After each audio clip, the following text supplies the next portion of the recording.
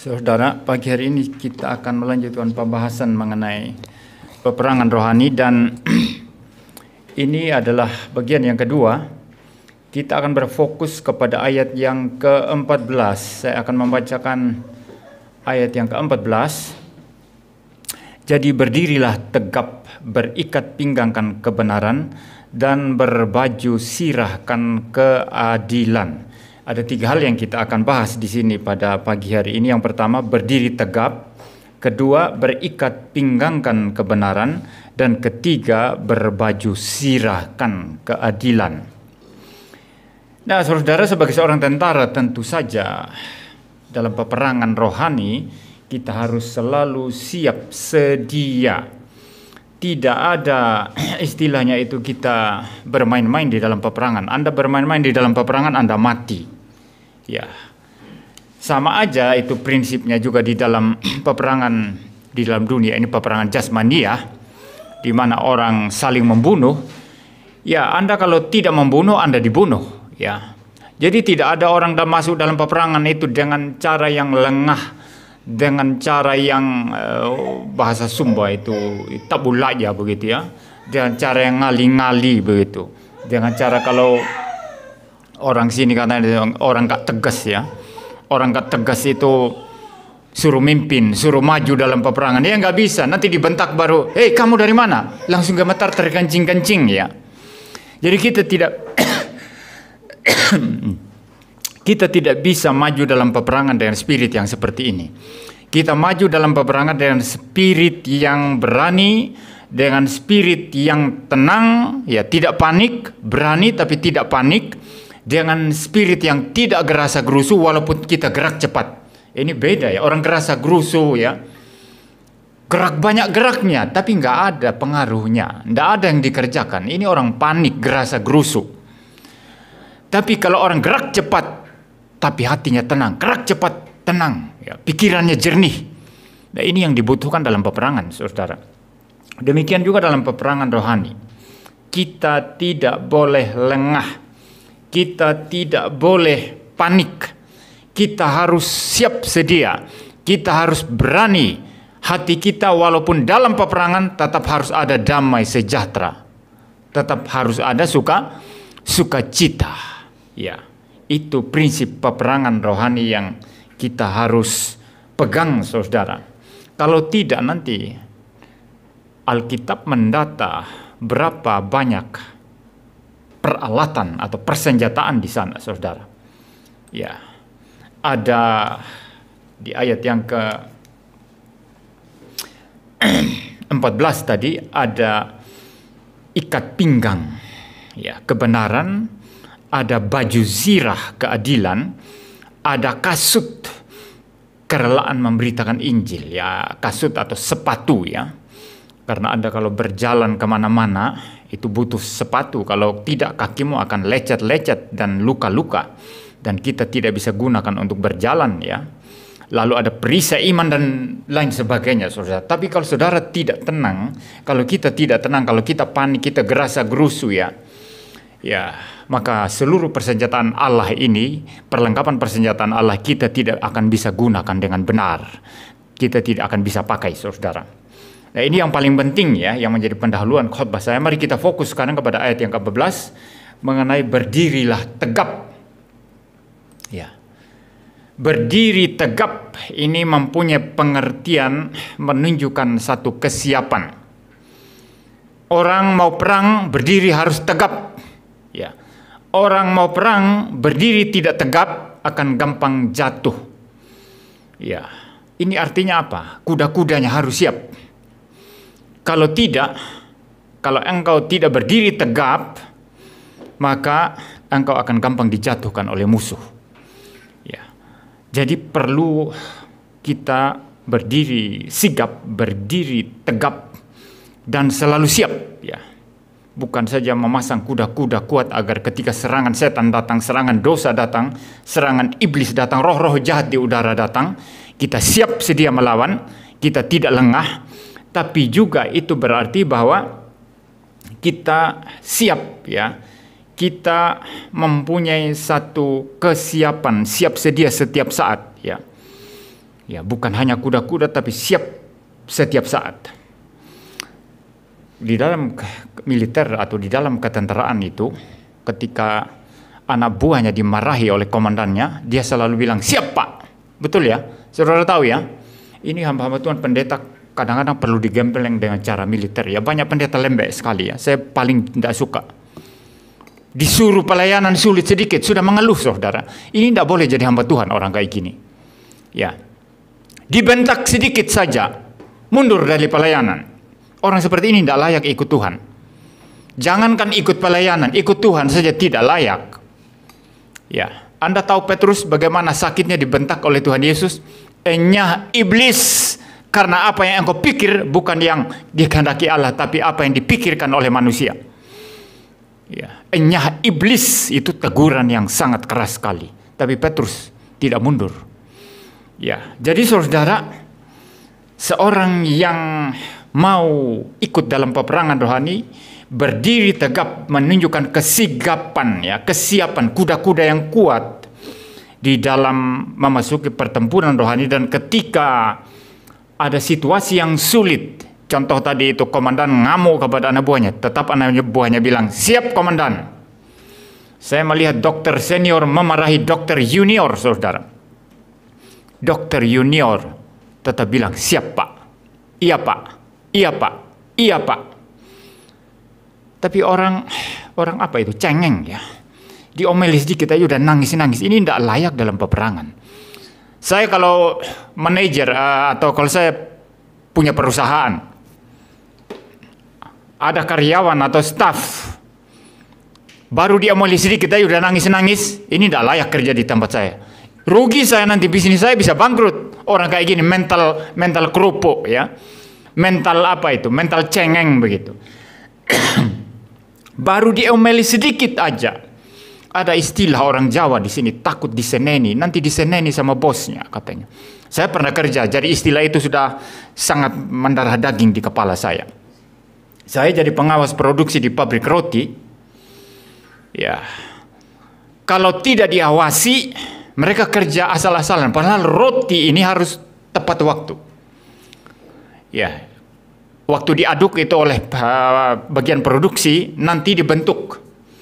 Nah, itu ada waktunya dimasukkan ke dalam ruangan uap yang sedikit hangat di dalam untuk dia bisa cepat mengembang.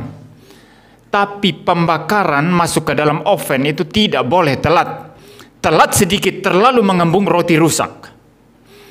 Tapi heran ya, pekerjaan harus membutuhkan ketelitian seperti itu. Tapi orang-orang, karyawan-karyawan yang saya awasi sebagai supervisor, mulai dari yang umur 20, bahkan masih ada yang 18-19 yang tidak sekolah itu, kerja di pabrik roti, sampai dengan yang umur 50-an ke atas, sudah kakek-kakek.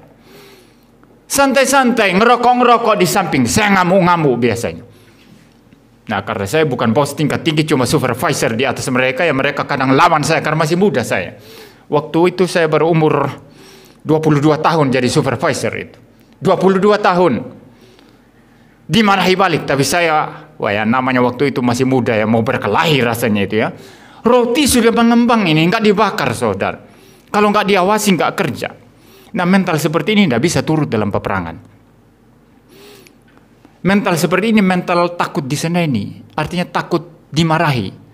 Jadi dia kerja hanya karena takut dimarahi.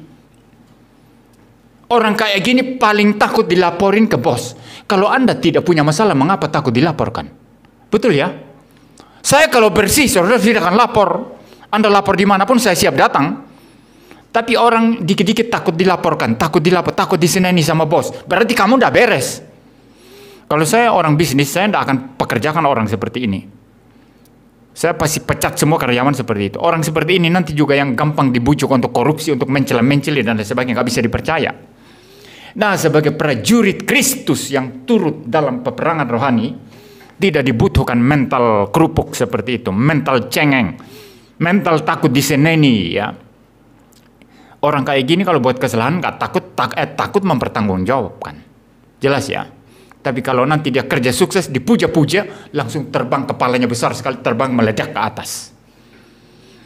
Ya, kita tidak butuh mental seperti itu, tapi mental yang stabil, berdiri tegap. Ya, siapkan kuda-kuda untuk menghadapi setan, menghadapi roh-roh jahat di udara, menghadapi dosa yang merajalela di dalam dunia ini. Maka sekali lagi, kalau Anda kerjaannya hanya duduk-duduk di sofa setiap hari, tekan-tekan HP, lihat-lihat TikTok, ya santai-santai, pokoknya habis kerjaan utamanya, dia kerja di kantor kah atau di manakah, mungkin biasanya 8 jam setiap hari, dia pulang ke rumah duduk di sofa sepanjang hari, cetak-cetak, ya TikTok kan, lihat TikTok, lihat macam-macam ya, yang tontonan-tontonan yang tidak berbobot dan tidak bermutu sama sekali.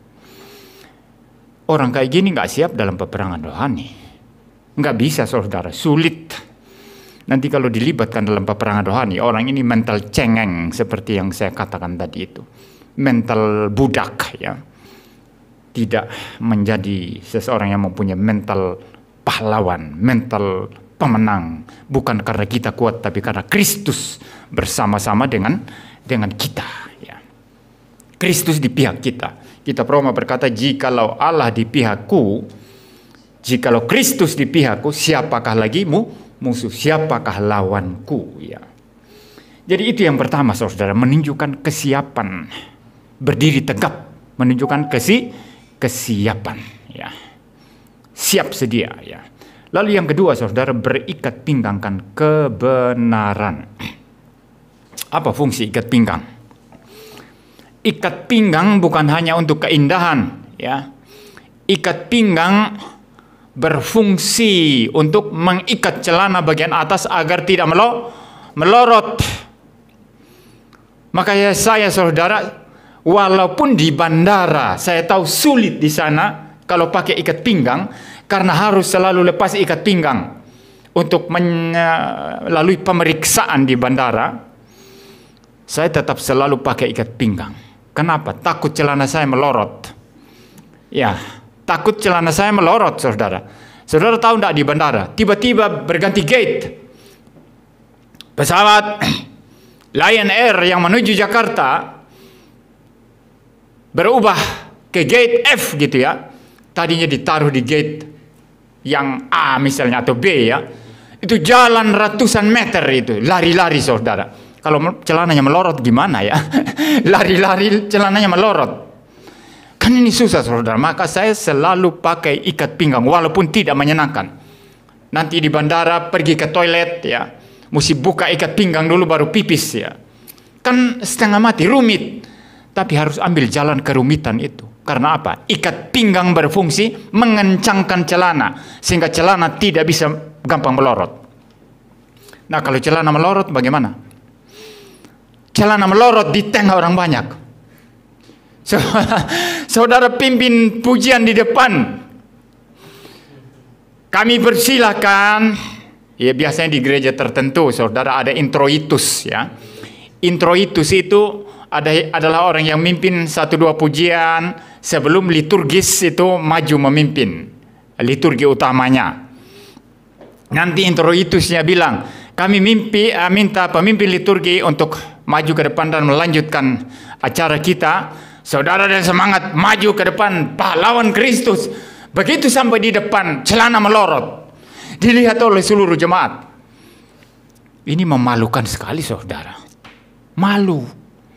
Maka kita butuh ikat pinggang kebenaran. Kalau saudara hidup dalam kebenaran, saudara tidak dipermalukan. Itu maksudnya ini.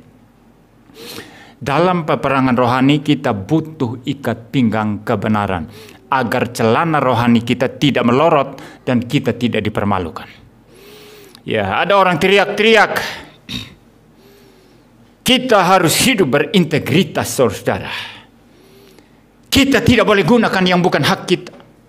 Kita tidak boleh pakai uang yang bukan hak kita. Tapi dia korupsi habis-habisan. Nah, ini namanya orang tidak berikat pinggang kan kebenaran. Pada saatnya nanti dia akan dipermalukan. Sekarang lagi ramai kasus Pertamina ya. Itu sangat menjengkelkan, saudara. oplos Pertalite dengan Pertamax. Ini kejahatan luar biasa. Bayangkan ya, saudara bayangkan kita punya kendaraan ya, motor atau mobil. Di pikiran kita, supaya mesin saya awet, jangan-jangan turun mesin, kita bela-belain pakai Pertamax lah. Betul ya? Biar mesinnya terawat. Padahal uang kita pas-pasan, tapi bela-belain beli Pertamax. Tiap ngisi bensin Pertamax. Tapi kemudian itu Pertamax oplosan, campur Pertalite. Yang harusnya RON-nya 92, itu hanya RON 90. Atau 90 lewat sedikit. Dan itu bisa berbahaya untuk mesin. Tadinya kita mau merawat mesin, justru merusak mesin. Tapi kita bayar sedikit lebih mahal. Ini kejahatan luar biasa, saudara. Ya, katanya dioplos ya. Seperti itu. Ini kejahatan luar biasa, saudara. Korupsinya katanya berapa triliun itu, 197 triliun, tapi kejaksaan bilang 1000 triliun itu. 1000 triliun itu katanya. Nah ini orang Kristen, saudara. Saya tulis di Facebook, saudara. Saya ingin tahu gerejanya itu di mana. Lalu ada orang bilang, Pak, apa hubungan gereja dan korupsi, Pak? Bagaimana itu kalau jemaat GGRI atau GRII katanya? Saya bilang gereja harus ada hubungannya dengan kehidupan praktis jemaat. Gereja harus mengajar jemaat. Ajar mereka hidup suci, ajar mereka hidup berintegritas. Sehingga ditaruh di mana mereka tidak korup. Tapi kalau gereja tidak ada hubungan dengan kehidupan jemaat, tutup aja gereja semua. Betul ya? Tidak ada guna gereja, saudara. Biarkan agama itu, keselamatan urusan pribadi aja. Untuk apa saudara datang ke gereja? Gereja harus berpengaruh kepada kehidupan jemaat.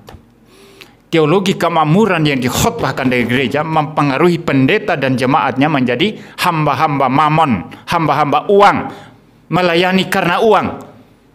Kekayaan, kesuksesan di dunia ini yang mereka cari. Mereka adalah hamba-hamba uang, hamba-hamba mamon. Teologi liberal yang membuang inti Injil keselamatan dalam Kristus, membuang segala sesuatu yang merupakan doktrin paling penting dalam Kristen, iman Kristen. Mereka paling-paling hanya menonjolkan atau mempropagandakan kebaikan humanis belaka. Ya, tapi tanpa kuasa firman Tuhan sejati, tanpa pimpinan Roh Kudus yang sejati. Sampai berapa kuat orang menjalani kehidupan yang baik secara humanis saja. Ada yang ditopang anugerah umum Tuhan, tetap juga butuh pimpinan Roh Kudus dan firman Allah. Ada orang yang ditopang anugerah umum Tuhan, tapi ada juga celahnya, ada juga boroknya, saudara. Gak ada orang yang sekedar ditopang anugerah umum Tuhan, dia hidup bersih, lebih bersih dari orang yang betul-betul dipimpin Roh Kudus, dipimpin oleh kuasa firman Tuhan, saudara.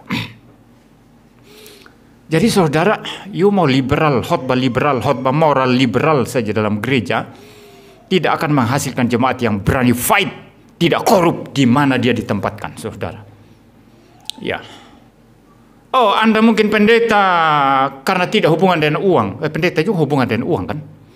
Saudara lihat pendeta Mamon itu di mana sih? Pendeta rakus uang itu di mana sih?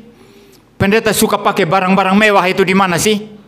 Pakai Mercy, pakai BMW, ya, pakai mobil belasan miliar. Pendeta hartanya 1 triliunan. Ada satu pendeta besar sudah mati itu, sudah meninggal pendeta itu, punya selingkuhan. Suatu saat ditanya, dia keceplosan di satu acara, dia bilang, gini-gini ini katanya, karena dia tengkar, ya, anaknya tengkar sama menantunya tengkar. Dia punya selingkuhan. Di satu acara dia keceplosan. Gini-gini ini katanya. Harta saya masih berapa triliun bukan miliar, saudara. Yang diurus cuma mamon, uang, harta. Itu pengaruh teologi, saudara. Maka gereja mempengaruhi jemaat. Walaupun ini tidak mutlak. Karena ada faktor-faktor lain. Terlalu kompleks permasalahan. Tergantung juga itu pada kemauan ketaatan jemaat. You dengar khotbah bagus tapi you tidak mau taat, sulit. Tetapi umumnya gereja-gereja mengkhotbahkan integritas hidup, khotbahkan firman Tuhan sejati, kristosentris, berpusat kepada Kristus, teosentris, berpusat kepada kemuliaan Allah, coram Deo, takut akan Tuhan yang sejati, mengasihi Tuhan dengan sungguh-sungguh, umumnya jemaatnya jauh lebih baik. Saya percaya itu. Kalau tidak, bubarkan gereja, tutup mimbar gereja, khotbah tidak perlu lagi. Ya, tidak perlu lagi, saudara. Jadi saudara, ketika seseorang berikat pinggangkan kebenaran, dia tidak akan dipermalukan. Ini yang saya katakan tadi. You mau dipanggil KPK, mau dipanggil kejaksaan, siap ya. Saya berharap Pak Ahok berada di golongan yang seperti ini. Ya. Saya siap dipanggil kejaksaan, katanya. Kita buka-bukaan. Itu katanya dalam satu wawancara ya. Bukan satu saja, ada beberapa wawancara itu. Nanti live kan itu sidangnya. Saya punya semua, kita buka semua. Ya, sambil nada marah ya. Ya, orang yang benci korupsi itu memang mempunyai passion yang luar biasa ya. Marah luar biasa ketika ada korupsi ya.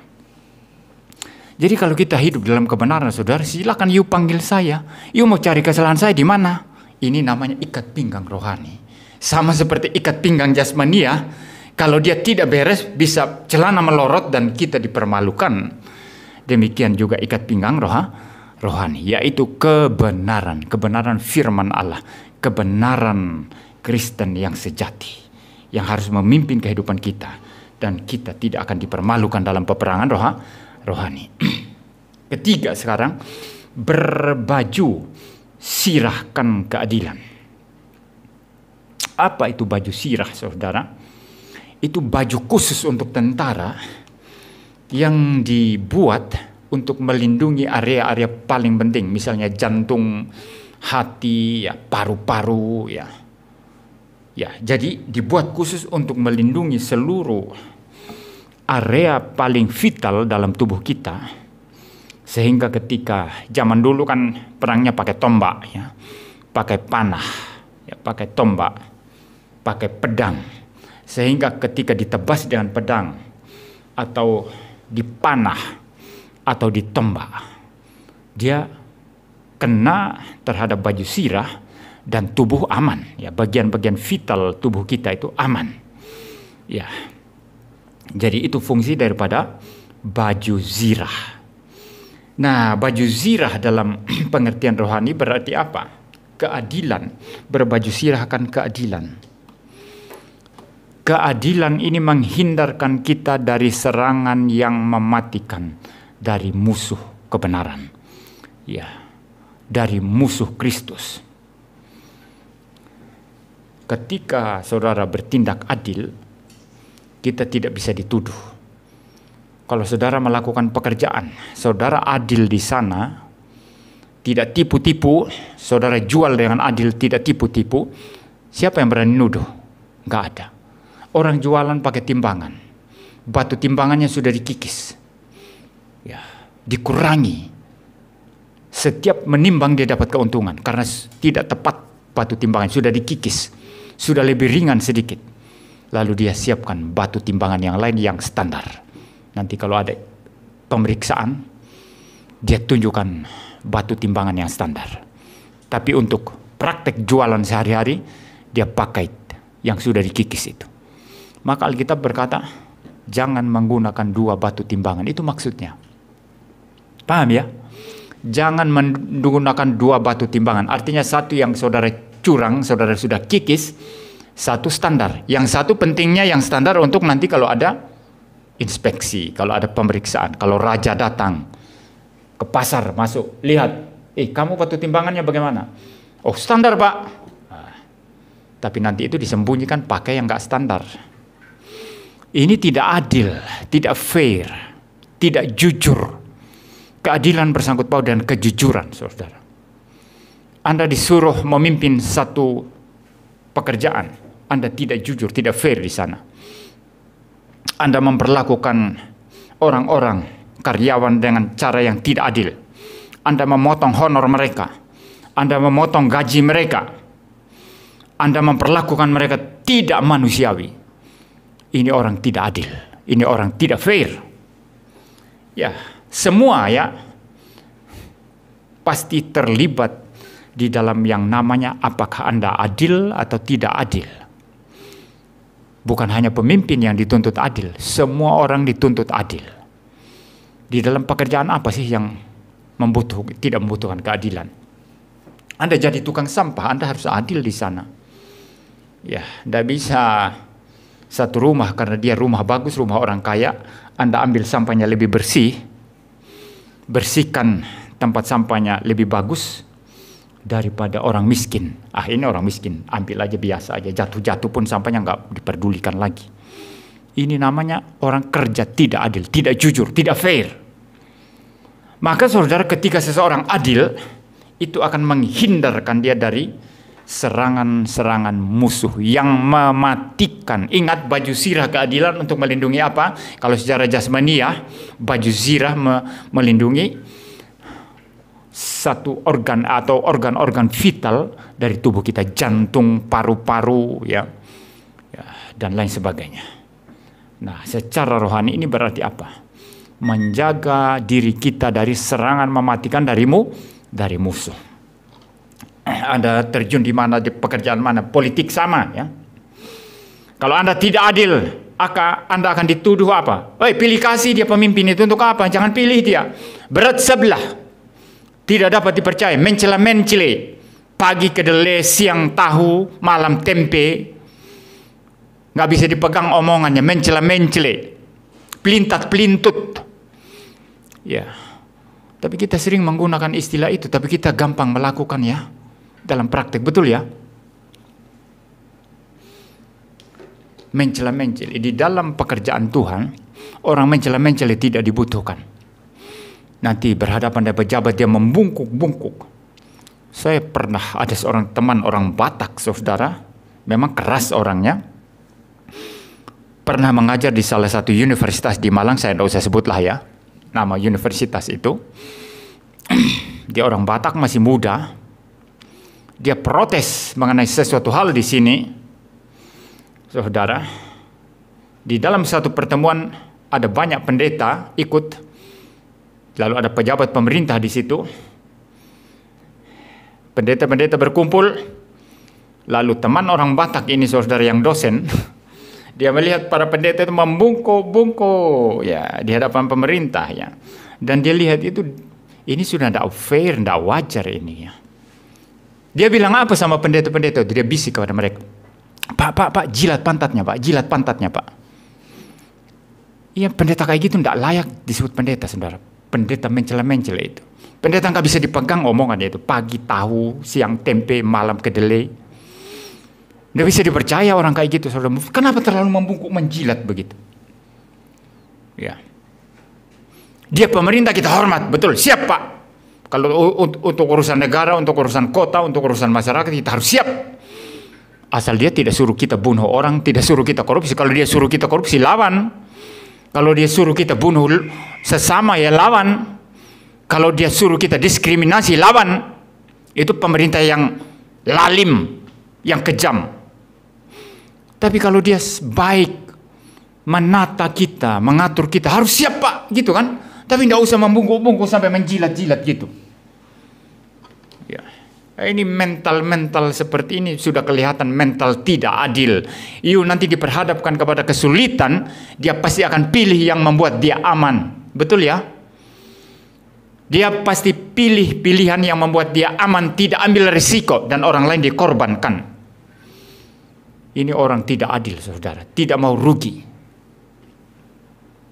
Tidak mau rugi, saudara. Nah, orang yang seperti itu gampang diserang musuh. Gampang diserang roh jahat, gampang diserang iblis, gampang diserang oleh dosa yang mematikan dan tidak bisa diandalkan dalam peperangan rohani. Maka dunia ini membutuhkan pendeta-pendeta yang tegas. Maka ini saya tegas ya. Kalau kamu tidak ketularan tegas, nggak layak melayani. Mencela-menci, baru datang perempuan, Pak, langsung hatinya aja. Padahal sudah punya tunangan, sudah punya pacar. Ini gimana seperti itu ya? Nanti datanglah orang kaya, langsung kasih amplop ya. Lalu orang kaya itu mulai gini. Kamu kalau khotbah, jangan terlalu lah bicara kristologi, trinitas, khotbah doktrin sulit untuk apa? Khotbah yang praktis aja langsung ngena di jemaat itu loh, ya. Tempel amplop, inggih pak, oh bukan injeh pak, mungkin lebih halus injeh ya, injeh pak sampai membongkok-bongkok. Karena apa? Sudah dapat amplop besar, besok khotbahnya sudah berubah. You tidak layak jadi pelayan Tuhan. Stop, berhenti jadi pendeta, berhenti jadi hamba Tuhan. Kalau saya ya miskin adalah pilihan saya. Ya, maksudnya kalau saya harus miskin karena saya tegas memberitakan firman Tuhan tanpa kompromi, itu adalah pilihan saya. Ya. Kaya juga bisa jadi pilihan. You jilat-jilat aja ya. Khotbah yang disukai semua orang. Wah, pokoknya yang orang semua angkat jempol. Pulang nanti dapat amplop besar, ya kaya juga jadi pilihan. Tapi saya lebih pilih miskin untuk kebenaran daripada kaya di dalam kepalsuan, kaya di dalam ketidakbenaran, kaya di dalam melawan Kristus. Ini kejahatan luar biasa, saudara. Jadi saudara berbaju zirahkan keadilan, untuk menangkis setiap serangan yang mematikan dari si jahat dari dunia yang berdosa ini. Jadilah orang adil yang dapat dipercaya, yang tidak berat sebelah, yang tidak mencela-mencela, yang lurus tapi juga manusiawi. Ada orang hanya lurus, tidak manusiawi, seperti orang-orang Farisi. Saya sering cerita tentang orang-orang Farisi yang namanya orang Farisi berdarah-darah ya. Mereka itu kalau jalan pantang lihat kiri, lihat kanan. Karena kalau lihat kiri ada gadis cantik, timbul keinginan dalam hatinya, itu tidak bagus katanya. Jadi jalan lurus. Kadang-kadang mereka menabrak tembok, menabrak pohon, sampai berdarah-darah itu testanya dahinya. Nah, ini orang legalisme. Orang yang tidak memanusiakan manusia. Tapi yang saya maksud lurus tidak kompromi, tetap harus memperhatikan aspek kemanusiaan manusia, saudara. Ini baru menjadi orang yang sungguh-sungguh bisa turut dalam peperangan rohani. Nanti kalau kita lihat dalam persenjataan atau di bagian yang terakhir yang saya sudah bahas minggu lalu, saudara lihat di sana Paulus juga meminta orang-orang berdoa untuk dia. Ini aspek manusiawi. Paulus bukan Superman. Paham ya? Paulus tegas, ya. Paulus pemimpin pemberitaan Injil yang punya dedikasi, punya komitmen, punya semangat luar biasa, keberanian luar biasa. Dipukul berdarah-darah pun bangkit pergi memberitakan Injil lagi. Ya, saudara baca aja di Kisah Para Rasul. Ketika Paulus dipukuli sampai hampir mati itu. Ada penafsir yang mengatakan ketika dipukuli sampai hampir mati itulah dia mempunyai penglihatan tentang seorang Kristen. Katanya padahal dia sendiri yang diangkat ke langit tingkat ketiga. Ya. Tapi Paulus tetap bukan Superman. Dia hanyalah manusia saja. Dan dia membutuhkan dukungan doa dari saudara-saudara seiman. Ini yang saya maksud tadi, itu ada aspek manusiawinya juga. Jadi kita lurus, tegas, tidak kompromi, tetapi juga tetap harus mempertimbangkan kemanusiaan manusia. Pergumulan orang itu kompleks. Betul ya? Itu sebabnya saya tidak akan mempunyai posisi yang tegas sekali. Orang bunuh diri pasti masuk neraka kalau mati. Pergumulan orang kompleks. Saya juga tidak tegas mengatakan orang bunuh diri pasti masuk surga kalau dia sudah percaya. Tapi lihat-lihat dulu. Dia betul-betul orang percaya. Pergumulannya bagaimana? Kalau dia sungguh-sungguh orang percaya dan pergumulannya memang terlampau sulit, saya mengatakan anugerah Tuhan di atas segala-galanya. Jadi tidak seperti hitam putih, saudara. Pergumulan manusia itu tidak seperti hitam putih. Maka pendeta-pendeta perlu belajar filsafat eksistensial. Bukan supaya kita mengambil value atau nilai dari mereka, tapi mereka menyadarkan kita bahwa pergumulan manusia ini kompleks. Tidak segampang hitam dan putih. Sehingga kita memimpin sesama pun atau kita terjun dalam peperangan rohani pun ada pengertian-pengertian yang sifatnya juga humanis, saudara. Nah, dengan demikian kita menjadi orang yang adil. Jadi adil, lurus, tidak mencela-mencela, tidak pelintat-pelintut, tapi sekaligus memperhatikan aspek kemanusiaan. Nah, 3 hal ini yang kita bahas pada hari ini, saudara. Minggu depan kita akan melanjutkan kepada perlengkapan senjata Allah yang lainnya, dan mungkin ini masih beberapa seri atau 2-3 seri lagi ya saudara, untuk kita mengakhiri seri peperangan rohani ini. Biarlah kita pulang dari tempat ini saudara menjadi orang Kristen yang siap sedia kepada Kristus Tuhan kita, Juru Selamat kita, Komandan kita. Kita harus selalu berkata siap, ya, tidak boleh tawar-menawar. Kemanapun Kristus pimpin, kita harus siap sedia mengikuti. Kedua, kita harus senantiasa berikat pinggangan kebenaran agar Anda tidak dipermalukan. Dibawa kemanapun selalu siap bertanggung jawab. Karena saya melakukan kebenaran. Anda mau cari kesalahan saya, silakan. Ikat pinggang saya kuat. Ikat pinggang saya kebenaran.